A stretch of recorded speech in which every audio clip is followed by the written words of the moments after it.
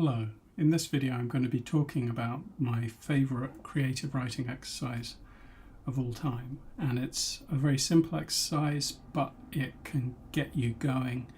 It could even be the start of a whole story. I think if you look at short stories, quite a few of them do start with something a bit like this. So the exercise is dialogue based and it's 4 characters.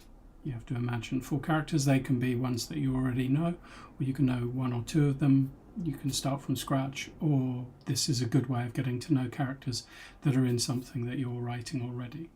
So the characters are going to be called A, B, C, D, just for the purposes of the exercise, but if you've got names for them already, that's great. And what you do is you write a couple of pages in which A and B are talking about what C thinks of D. So this isn't a straight conversation about 2 people deciding what they think about something. It's actually more complicated than that. It has a lot more depth and it gets a lot of narrative work, particularly in terms of introducing characters and introducing conflict between characters, difference between characters. It gets that going very, very fast. So A and B are talking about what C thinks of D.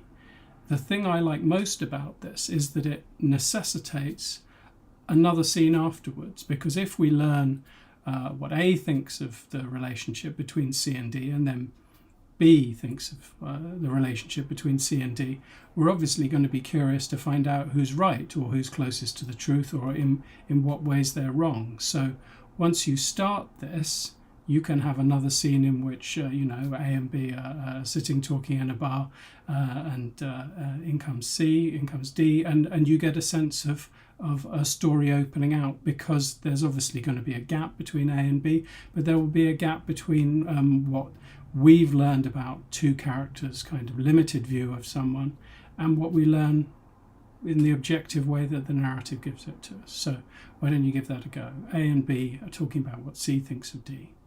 See you next time.